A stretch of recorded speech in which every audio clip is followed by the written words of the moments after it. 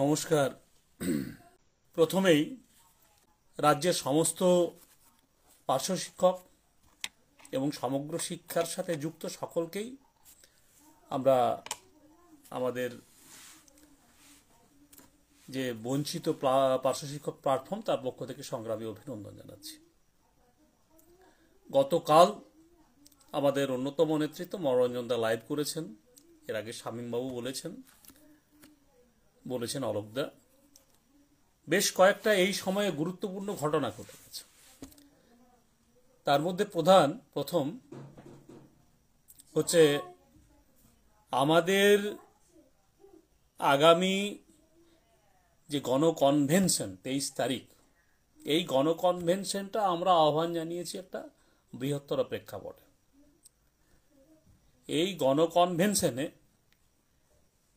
আমরা নাম দিচ্ছি সমগ্র শিক্ষা বাঁচাও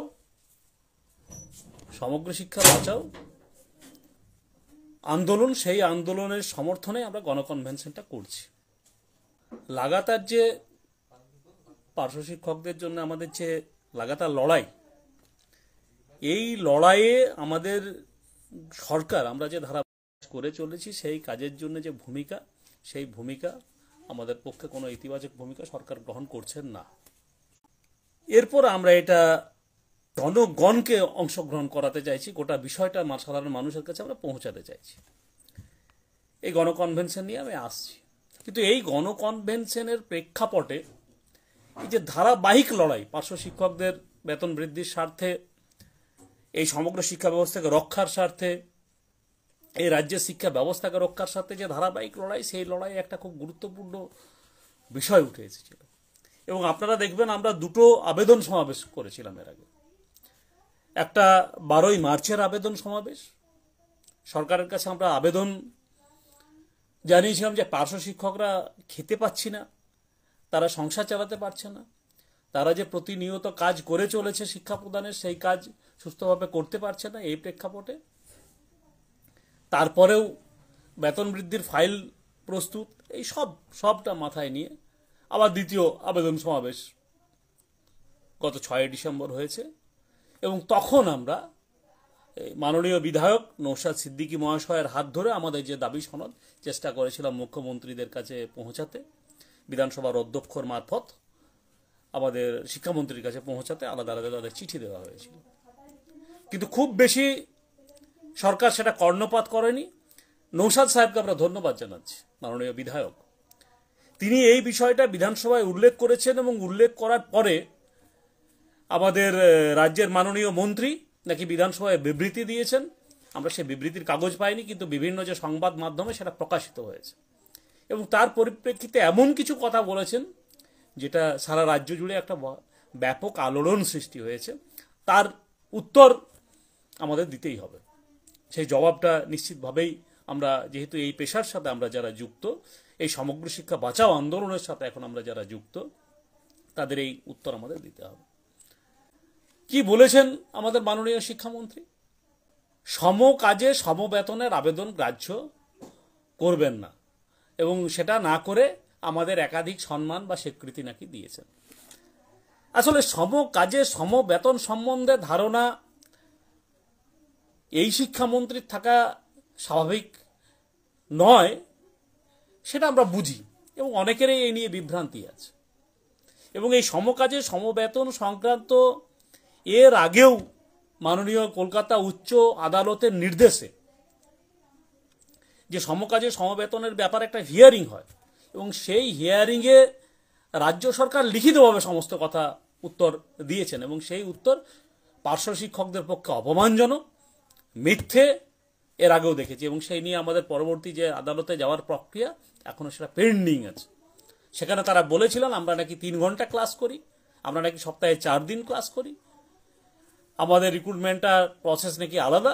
এই সব অবান্তর বাচ্চা ছেলের মতো কিছু কথাবার্তা এই রাজ্যে শিক্ষা দপ্তরের সাথে যারা যুক্ত তারা লিখিতভাবে কোর্টকে জানিয়েছিলেন। সেই শিক্ষা দপ্তর জানিয়েছিলেন, যে শিক্ষা দপ্তরের মন্ত্রী সহ অধিকাংশ জেলে রয়েছেন, তারা জানিয়েছিলেন। তাই আমরা নিশ্চিতভাবে এর প্রত্যেকটা উত্তর, ওই লিখিত উত্তরের উত্তর নিশ্চিতভাবেই দেবো। তার আগে মুখ্য শিক্ষামন্ত্রী যেটা বিধানসভায় বলে বিধানসভার স্বাধিকার ভঙ্গ করেছেন, অসত্য তথ্য প্রকাশ করে বিধানসভার স্বাধিকার ভঙ্গ করেছেন, বিধানসভার ঐতিহ্যকে কলুষিত করেছেন, পার্শ্ব শিক্ষকদের বিভ্রান্ত করেছেন, বিধানসভার বিধায়কদের বিভ্রান্ত করেছেন এবং রাজ্যের সাধারণ মানুষকে বিভ্রান্ত করেছেন। এই বিভ্রান্তি, এই অসত্য যে ভাষণ, সেই অসত্য ভাষণের উত্তর দেওয়াটা খুব গুরুত্বের। পার্শ্ব শিক্ষকদের সম্মান দিয়েছেন উনি, পার্শ্ব শিক্ষকদের স্বীকৃতি দিয়েছেন। আচ্ছা, মানলাম উনি সম্মান দিয়েছেন, উনি স্বীকৃতি দিয়েছেন। আজ পর্যন্ত পার্শ্ব শিক্ষকদের সাথে একবার বসেছেন শিক্ষামন্ত্রী হওয়ার পরে? 2011 সাল থেকে 16 একবারও বসেননি। এবং 2021 থেকে যে নতুন এই তৃতীয় সরকারের বিধানসভা, সেখানে উনি একদিনও বসেননি। সম্মান যে শিক্ষকরা আপনার রাজ্যের শিক্ষা ব্যবস্থাকে এগিয়ে নেওয়ার জন্য প্রাণপাত পরিশ্রম করছেন, তাদের কোনো কথা আপনি কোনোদিন কথা বলেছেন? কিচ্ছু সম্মান আপনি দেননি। এটা আপনার অসত্য ভাষণ। আমি মিথ্যা শব্দটা এখানে উল্লেখ করছি না। বিধানসভার যা সংসদীয় রীতি, বিধানসভার যা রীতি, তাতে উনি অসত্য ভাষণ করেছেন এবং বিধানসভাকে বিভ্রান্ত করেছেন। একটা যদি গণতান্ত্রিক বিধানসভা এখন পরিচালিত হতো, তাহলে এই বিধানসভায় স্বাধিকার ভঙ্গের অপরাধে ওনার সাসপেন্ড হওয়া উচিত ছিল। যাই হোক, এই কথা বলতে গিয়ে ওনাদেরই শাসক দলের সারদার সাথে যুক্ত যে কাগজ, সেই কাগজে যা বার হয়েছে তার কিছু কয়েকটা উত্তর রাজ্যের পার্শ্ব শিক্ষকরা অনেকেই আমরা জানি, তারপরেও কয়েকটা উত্তর নিশ্চিতভাবে আমাদের দেওয়া গুরুত্বপূর্ণ দায়িত্ব। বলেছেন এ রাজ্যে কোনো শিক্ষা প্রতিষ্ঠান বন্ধ হবে না। আপনারা কয়েকদিন আগেই দেখবেন আমাদের যে নিখিলবঙ্গ পার্শ্ব শিক্ষক সমিতির পেজ, সেই পেজে দেওয়া হয়েছে বাঁকুড়াতে কয়েকটা এমএসকে বন্ধ হতে চলেছে, তার বন্ধ হয়ে গেছে, তার নোটিফিকেশন হয়ে গেছে। আচ্ছা, এমএসকেটা শিক্ষা প্রতিষ্ঠান নয়, ওটা কি মদ বিক্রির আখড়া? ওটা কি মদের ভাটি নাকি? ওর শিক্ষা প্রতিষ্ঠান নয়? তাহলে বন্ধ করেছেন, অর্ডার করেছেন, কয়েকদিন আগে অর্ডার করেছেন। রাজ্যে 8,000-এর বেশি স্কুল বন্ধ হতে বসেছে, 8,000-এর বেশি স্কুল বন্ধ হতে বসেছে। আমাদের প্রচুর পার্শ্ব শিক্ষক আছেন যাদেরকে বিভিন্ন জায়গায় আপনি ট্রান্সফার পাশাপাশি সার্কেলে, সেই সার্কেলের অন্য স্কুলে করা শুরু করেছেন। আপনার এডুকেশন ডিপার্টমেন্ট এটা এই মুহূর্তে করছে, অথচ আপনি বলছেন যে কোনো স্কুল বন্ধ হবে না। এটা একটা মিথ্যা বিবৃতি, অসত্য বিবৃতি। এই অসত্য বিবৃতি থেকে বিরত থাকা উচিত শিক্ষামন্ত্রীকে, কারণ তিনি নিজেও আপনি শিক্ষক। আমাদের এই জন্যই স্লোগান আক্রান্ত শিক্ষাঙ্গন, আক্রান্ত শিক্ষার্থীর কাছে শিক্ষার অধিকার এবং আক্রান্ত বঞ্চিত শিক্ষক, পার্শ্ব শিক্ষক সহ সমস্ত শিক্ষাকর্মী সমাজ। কারণ এই শিক্ষা প্রতিষ্ঠান বন্ধ হয়ে গেলে এই শিক্ষকদের অস্তিত্ব বিপন্ন হবে এবং এই যে শিক্ষার্থীদের যে সুযোগ, সেই সুযোগ বঞ্চিত হবে বহু জায়গায়। আমাদের পুরুলিয়ার একটা ঘটনা, একটা এমএসকে শহরের পাশে বন্ধ হয়ে সেখানে মদ ভাটি সরকার তৈরি করার একটা পরিকল্পনা গ্রহণ করেছে। এই ঘটনা ঘটছে, আর আপনি অসত্য ভাষণ করে মানুষকে বিভ্রান্ত করছেন। 2015 সালে নাকি প্রাথমিক এবং উচ্চ প্রাথমিক পার্শ্ব শিক্ষকদের বেতন কাঠামো চূড়ান্ত হয়েছে। মানে এই কথাটা আপনি বললেন কি করে? এ রাজ্যের সংবিধানের নামে, সত্যের নামে শপথ গ্রহণ করার পর এই কথা বলা যায়? বেতন কাঠামো চূড়ান্ত করেছেন। 15 সাল থেকে আপনারা পার্শ্ব শিক্ষকদের উপর অত্যাচারটা বাড়িয়েছেন অনেক বেশি। কি বেতন কাঠামো দিয়েছেন 15 সালে? কত বেতন ছিল 15 সালে? 7,000-এর সামান্য বেশি উচ্চ প্রাথমিকে, 5,000-এর সামান্য বেশি প্রাথমিকে, সেটা আপনার বেতন কাঠামো? দুর্ভাগ্যজনক কথা। আমাদের রাজ্যের এখনো মাননীয় শিক্ষামন্ত্রী বলছি, যেহেতু পশ্চিমবঙ্গের নিয়মমাফিক জনগণের রায়ে নির্বাচিত হয়ে সংবিধানের নামে শপথ গ্রহণ করে বিধানসভায় গেছেন, মন্ত্রী হিসাবে মাইনে নিচ্ছেন জনগণের টাকায়, তাই দায়িত্ববোধ থাকা উচিত ছিল। সেই দায়িত্ববোধ নিয়ে যে কথা বলছেন, বিভ্রান্ত করছেন, এটা কখনোই অভিপ্রেত নয়। নিশ্চিতভাবেই আমরা সবটা বলার পরেই আমরা বাকি দাবিটাও নিশ্চয়ই জানাবো। এবং এই 2015 সাল থেকে নাকি 3% ওই খবরের কাগজের যে প্রতিবেদন, আপনাদের শাসক দলের অনুগত এবং নিয়ন্ত্রিত খবরের কাগজের যে প্রতিবেদন, তখনই নাকি 3% বেতন বৃদ্ধি হয়েছে। মানে এটা যে আমাদের কোনো দায়িত্বশীল মাননীয় মন্ত্রী শিক্ষা দপ্তরের ন্যূনতম ধ্যান ধারণা না নিয়ে পার্শ্ব শিক্ষকদের বিষয়ে মন্তব্য করলেন মাননীয় বিধায়ক নৌশাদ সিদ্দিকীর প্রশ্নের পরিপ্রেক্ষিতে, সত্যি এটা আরো বড় দুর্ভাগ্যজনক। 2010 সালে তৎকালীন বামফ্রন্ট সরকারের আমলে যখন 60 বছরের কর্মনিশ্চয়তার অধিকার দেওয়া হয়, তারপরে 5% 3 বছর পরে মাইনে বেতন বৃদ্ধির একটা অর্ডার জারি হয়। 60 বছরের কাজের অধিকার আর 3 বছর পর 5% ইনক্রিমেন্ট। সেটা 10 সালের অর্ডারের পরে 13 সালে বেড়েছে এবং 16 সালে বেড়েছে 5%। তারপরে লাগাতার যখন ঐক্যবদ্ধ আন্দোলন শুরু হলো পার্শ্ব শিক্ষকদের, তারপরে 18 সালে সামান্য কিছু মাইনে বাড়লো, তখন ওই 5% যে ইনক্রিমেন্টটা 19 সালে আর দেওয়া হলো না, সেটা কেড়ে নিয়েছেন আপনি। 1 টাকাও বাড়াননি সেই সময় 15 সালে। এই মাননীয় শিক্ষামন্ত্রী, আপনার শিক্ষা দপ্তর 5% যে ইনক্রিমেন্ট 19 সালে কেড়ে নিয়েছেন। তারপর আবার বৃহত্তর আন্দোলন, কলকাতা পৌরসভার কাছে বিশাল জমায়েত, তারপরে 21 সালে এইটা আবার আপনি চালু করেছেন। এই সরকার আপনি চালু করতে বাধ্য হয়েছেন। 5% কেড়ে 3% দিয়েছেন। হ্যাঁ, 3%টা বাৎসরিক, অভিনন্দন। কিন্তু এই মিথ্যা অসত্য তথ্য 3% আপনি 2015 সাল থেকে চালু করেননি, এগুলো একটু জানবেন। খুব দুর্ভাগ্যজনক, জানি না আপনি সেই সময় সুস্থ মস্তিষ্কে বিধানসভায় উপস্থিত ছিলেন কিনা, বা সবাই যেটা বলে সবসময় আপনি সুস্থ থাকেন না, সেই কারণে হয়তো এই বিভ্রান্তিকর অসত্য তথ্য আপনার মস্তিষ্ক থেকে বেরিয়ে গেছে। এটা নিশ্চিতভাবেই শিক্ষামন্ত্রীর কাছে আমাদের অনুরোধ যে আপনি পর্যালোচনা করে বিধানসভাতে অসত্য বিবৃতি যেটা আপনি দিয়েছেন সেটা প্রত্যাহার করবেন এবং নিঃশর্তে ক্ষমা চাইবেন বিধানসভার কাছে, যার গরিমা খুব গৌরবজনক, এবং রাজ্যের পার্শ্ব শিক্ষকদের কাছেও, যেহেতু তাদেরকে আপনি মেলায়ন করেছেন, তাদেরকেও বিভ্রান্ত করেছেন, রাজ্যের মিডিয়াকে বিভ্রান্ত করেছেন, সবার কাছে ক্ষমা চাওয়া উচিত। যদি একজন সৎ মানুষ হন, আপনি ক্ষমা চাইবেন মানুষের কাছে। মনোরঞ্জনরাও বলার সময় বলেছেন পিএফ আমাদের চালু করেননি, আমাদের কোনো পিএফ নেই, কোনো বেতন কাঠামো নেই, কিচ্ছু না। এই পিএফ সর্বশিক্ষা কর্মীদের যে লড়াই, যে আইনি লড়াই, সেই আইনি লড়াইয়ের ফলে আমরা ইপিএফ এর অর্জন আমরা করেছি, এবং সেই ইপিএফ চালু করতে 15 সাল থেকে বাধ্য হয়েছেন। এবং এই ইপিএফ চালু করলেও এখনো পর্যন্ত অত্যন্ত নোংরা মানসিকতা নিয়ে, মাননীয় শিক্ষামন্ত্রী আপনার অত্যন্ত নোংরা মানসিকতা নিয়ে নিয়োগ থেকে এখনো ইপিএফ এর সুযোগ পার্শ্ব শিক্ষক সহ সমগ্র শিক্ষার কর্মীদের কাউকে দিচ্ছেন না। নিয়োগ থেকে ইপিএফ এর হচ্ছে মৌলিক অধিকার পাওয়া উচিত, এবং সেটা না দেওয়ার জন্য আপনারা কোটি কোটি টাকা, জানি না কত কমিশন আছে কিনা আপনাদের, উকিলদের দিয়ে, আইনজীবীদের দিয়ে, যাতে পার্শ্ব শিক্ষকরা এই সুযোগ না পায়, ইপিএফ এর নিয়োগের থেকে ইপিএফ এর সুযোগ না পায়, তার চেষ্টা বারবার করে চলেছেন।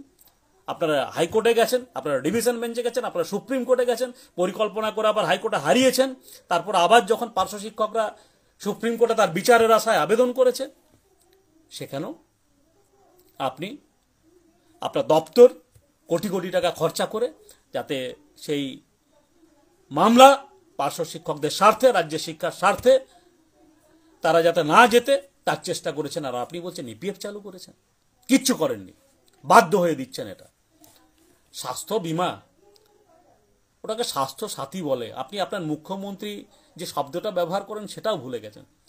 আরে সাধারণ মানুষের জন্য, সবার জন্য স্বাস্থ্য সাথী প্রকল্প সরকার এনেছে, তাতে একটা রিক্সাওয়ালা পায়, স্বনির্ভর দলের মহিলারা পায়, প্যারাটিচারদের কি করেছেন দিয়ে?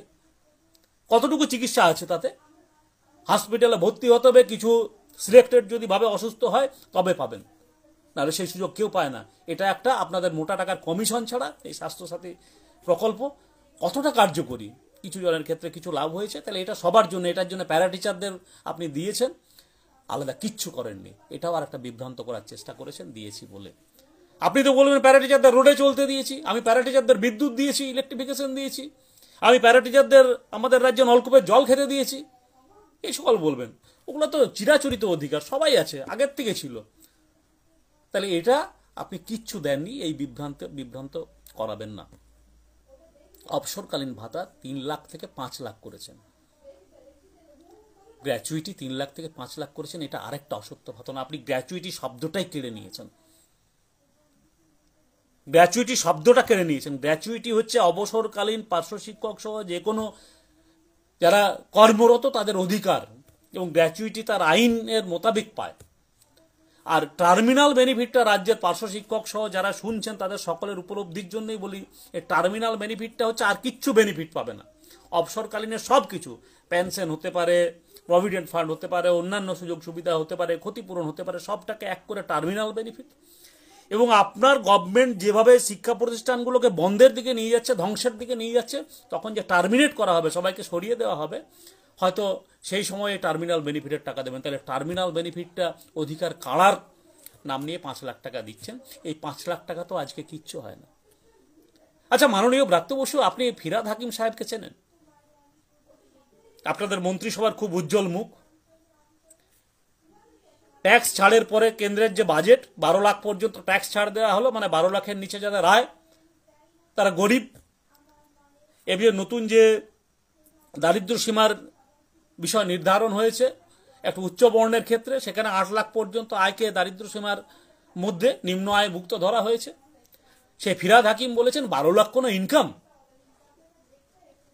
তাহলে বছরে মাসে নিয়মিত মাইনে পেয়ে 12 লাখ টাকা ইনকামটাও অত্যন্ত নিম্নবিত্তের ইনকাম হিসাবে আপনার সহকর্মী, আপনার মন্ত্রিসভার উজ্জ্বল নক্ষত্র, আপনার প্রিয় মুখ্যমন্ত্রী মমতা বন্দ্যোপাধ্যায়ের প্রিয় ভাই ববি হাকিম বলেছেন। আর আপনি 3 লাখ থেকে 5 লাখ টাকা 20 বছর কাজ করার পরে একটা পার্শ্ব শিক্ষক পাচ্ছেন, সেটাকে বড় করে দেখাচ্ছেন। আপনার লজ্জাও লাগলো না? খুব সামান্য টাকা, 5 লাখ টাকা আজকের অবস্থায় যদি আমি ব্যাংকে রাখি, 2,500 টাকা সুদ পাওয়া যায় না। 2,500 টাকা সংসার চলে কারো? তাহলে এই অসত্য ভাষণ থেকে বিরত হন। ছুটি সহ সব সুযোগ দিচ্ছেন, আরো এই কথা আপনি উল্লেখ করেছেন, ছুটি দিচ্ছেন আমাদের। সিসিএল আমাদের শিক্ষিকাদের অধিকার, তাদের ছেলেরা মাধ্যমিক দিচ্ছে, উচ্চ মাধ্যমিক দিচ্ছে, অসুস্থ হচ্ছে, সিসিএল আপনি দেন না। প্যারা টিচারদের মেডিকেল 10টার বেশি পায়, আপনি দেন না। প্যারা টিচাররা যে মেডিকেল নিচ্ছে না, যখন কখনো কোনো অসুস্থ হবে, প্রতিদিন অসুস্থ হচ্ছে, সেই সময় তারা মেডিকেল লিভ পাচ্ছেন না।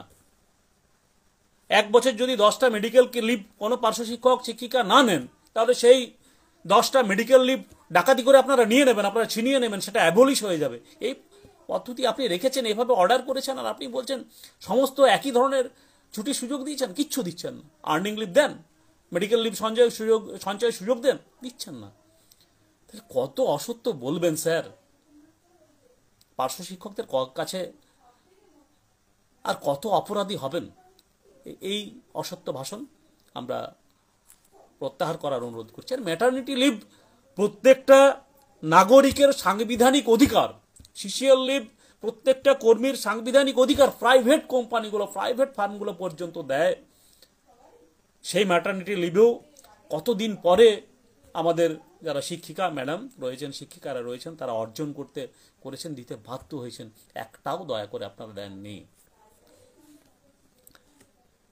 সব থেকে বড় অসত্য কথা যেটা বলেছেন আপনি, বাম আমলে নাকি জটিলতা ছিল, তৃণমূলের সরকার আসার পরে 60 বছরের কাজের অর্ডার দিয়েছেন।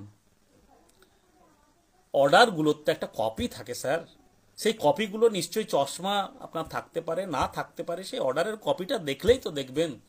আপনি শিক্ষামন্ত্রী হওয়ার আগেই সেই অর্ডার। আপনারা 60 বছরের কাজের অধিকার দেননি, বরং বহু জেলায় আপনার শাসক দলের লোকেরা জেলা পরিষদ যখন চেঞ্জ হয়, এই 60 বছরের অর্ডারটা যাতে না পায় তার ব্যবস্থা করেছেন। আপনাদের তৎকালীন আপনাদের গুরুত্বপূর্ণ নেতা শুভেন্দু অধিকারী 2008 সালে যখন কয়েকটা জেলা পরিষদ পূর্ব মেদিনীপুর সহ দক্ষিণ 24 পরগনা পরিবর্তন হলো, পঞ্চায়েত নির্বাচনে বহু জায়গায় পরিবর্তন হলো, তখন বহু পার্শ্ব শিক্ষকদের রিনিউয়াল আটকে দিয়েছেন আপনারা। 1 বছরের কাজের অধিকার কেড়ে নিয়েছেন। সেই প্রেক্ষাপটে তৎকালীন নিখিলবঙ্গ পার্শ্ব শিক্ষক সমিতি সহ অন্য পার্শ্ব শিক্ষক সংগঠনগুলোর আন্দোলনের সিআই2 সহযোগিতায় রাজ্য সরকার 60 বছরের কাজের অধিকারটা যদি না দিত তৎকালীন সরকার, আপনারা কাউকে চাকরিতে রাখতেন না। সেটা আমরা জানি, আপনাদের এই নিম্ন রুচিকে জানি, আপনাদের এই ভূমিকাকে আমরা জানি। তাহলে এই অসত্য ভাষণ থেকেও আপনার ক্ষমা চাওয়া উচিত, বিধানসভায় দাঁড়িয়ে ক্ষমা চাইবেন, এই অনুরোধ আমরা রাখছি। 60 বছরের কাজের অধিকার আগেই দিয়েছে আপনারা। বরং আমাদের মুখ্যমন্ত্রী, বর্তমান মুখ্যমন্ত্রী, প্রথম নির্বাচিত হয়ে প্রথম সাংবাদিক সম্মেলনে তিনি বলেছিলেন 3 বছরের মধ্যে ধাপে ধাপে সকলকে স্থায়ী করবেন। মুখ্যমন্ত্রীর সেই কথাটাও আপনি আপনার দপ্তর 11 থেকে 16 এবং তার পরবর্তীকালও আপনারা রাখেননি। আপনারা নিজের প্রতিশ্রুতি রাখেন না। এবং শেষ ওই প্রতিবেদনে যেটা উল্লেখ করেছেন, স্থায়ী শিক্ষকদের মতন বেতন কাঠামো না হলেও পার্শ্ব শিক্ষকরা অনেক ভালো আছে। কোনো পার্শ্ব শিক্ষক ভালো নেই স্যার। আপনি অধ্যাপকের টাকা আপনার পকেটে ঢুকছে, জানি না দুর্নীতির কত টাকা ঢুকছে আমরা জানি না, মন্ত্রীর টাকা ঢুকছে। 2010 সালে পার্শ্ব শিক্ষক, উচ্চ প্রাথমিক পার্শ্ব শিক্ষকদের সাথে মন্ত্রীর বেতনের ফারাক ছিল না, আজকে আসমান জমিন ফারাক হয়েছে। তাদের সহকর্মী শিক্ষকদের সাথে সেই সময় খুব একটা বেশি ফারাক ছিল না, আজকে আসমান জমিন ফারাক হয়েছে। কেউ ভালো নেই, প্রতিদিন একজন পার্শ্ব শিক্ষককে হারাচ্ছি, গত কালকেও একজন পার্শ্ব শিক্ষককে আমরা হারিয়েছি। এবং এই হারানো প্রত্যেকটা অকাল মৃত্যু, এবং এই মৃত্যুর জন্য দায়ী, অন্যতম দায়ী আপনি মাননীয় শিক্ষামন্ত্রী, আপনি, আপনার সরকার, আমার রাজ্যের সমগ্র শিক্ষার যে দপ্তরের যারা আধিকারিক আছে তারা দায়ী। এর প্রত্যেকটা খুন আপনারা করছেন, নির্মমভাবে প্রত্যেককে হত্যা করছেন। এ প্যালেস্তাইনে যেভাবে ইসরায়েল বোমা বর্ষণ করে নিরীহ শিশুদের, নিরীহ মানুষদের হত্যা করছে, আপনারা বোমা না ফেলে, মাইনে না বাড়িয়ে, খেতে না দিয়ে প্রতিদিন নির্মমভাবে রাজ্যের পার্শ্ব শিক্ষকদের হত্যা করছেন। রাজ্যের শিশুদের যে শিক্ষার অধিকারের স্বপ্ন, প্রতিদিন তাদের হত্যা করছেন সেই শিক্ষার সুযোগ কেড়ে নিয়ে। আপনারা খুন করছেন প্রতিদিন, শিক্ষার পর একটা কাজের সুযোগ পাবে, চাকরির সুযোগ পাবে, সেই স্বপ্নগুলোকে প্রতিদিন হত্যা করছেন।